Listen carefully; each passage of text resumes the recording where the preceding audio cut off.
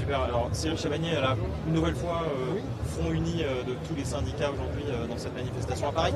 Que peut encore cette intersyndicale alors que la réforme est adoptée, le président a l'air inflexible?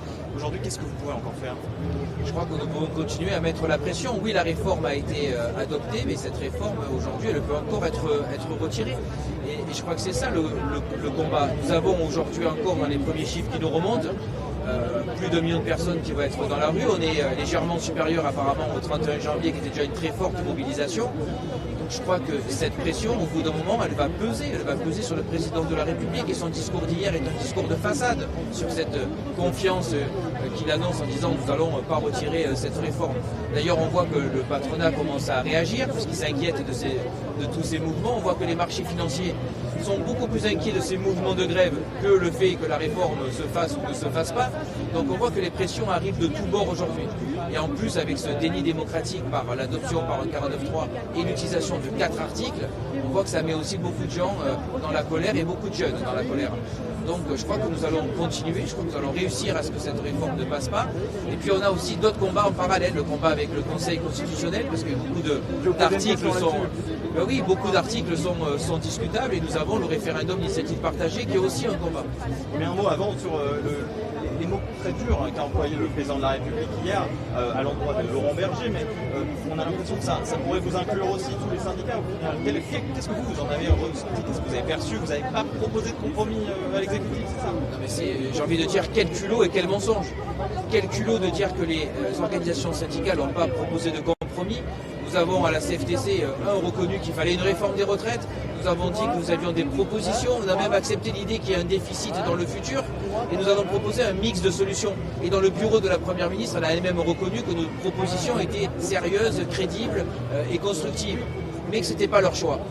Donc quand vous avez sur le financement un gouvernement qui vous dit qu'il y a une seule solution, un seul choix, c'est le report de l'âge légal, qu'on ne vienne pas nous dire derrière qu'on n'a pas voulu de compromis, c'est eux qui n'ont pas voulu de discuter d'aucune autre solution que le report de l'âge légal. Donc ça, je dis quel culot et quel mensonge, c'est de venir nous dire que sur les retraites, il y a toujours que ce triptyque de solutions. C'est insupportable d'entendre ça depuis 4 mois. On nous dit c'est soit l'augmentation des cotisations, soit la baisse des pensions, soit le recul de l'âge. Non, il y a des dizaines d'autres propositions à faire et on l'a démontré. Et le problème, c'est que le gouvernement ne regarde que du côté des dépenses, limiter les dépenses. Mais nous, on a fait des tas de propositions pour augmenter les recettes aussi.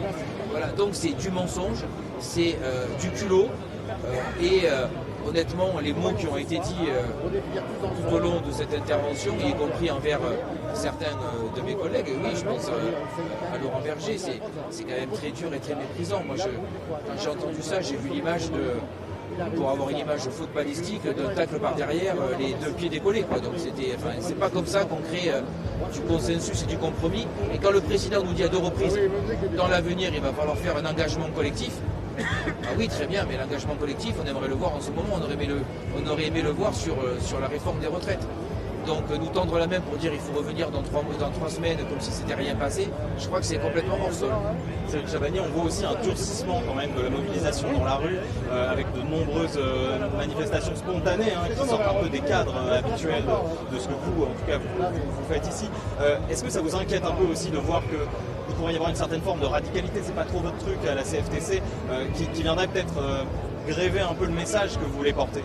Après, je veux tempérer. Il y a quand même énormément de mobilisations qui sont d'ailleurs conduites par les organisations syndicales, des mobilisations de proximité qui se passent très bien. Ça reste une minorité de rassemblements où ça se passe mal. Je pense que c'est important de le préciser. Et évidemment que ça nous inquiète, mais c'est pas pour rien qu'on avait écrit au président pour lui dire qu'on était au bord d'une crise sociale ou d'une explosion sociale. C'est parce que ce mépris, ce mensonge, ça crée de la colère crée la violence, et la violence, on la voit de tous bords d'ailleurs. Il y a eu des violences de la part des manifestants, il y a eu des choses aussi qui ont été violentes dans certains endroits de la part de la police, mais tout ce contexte-là crée ce sentiment de violence. Donc, et hier, on attendait justement un discours d'apaisement du président, et au contraire, il a soufflé sur les braises. Donc on est inquiet, mais on n'est pas surpris parce qu'on avait prévenu.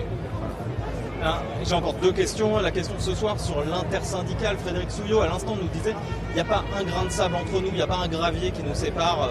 L'intersyndicale va continuer ce soir.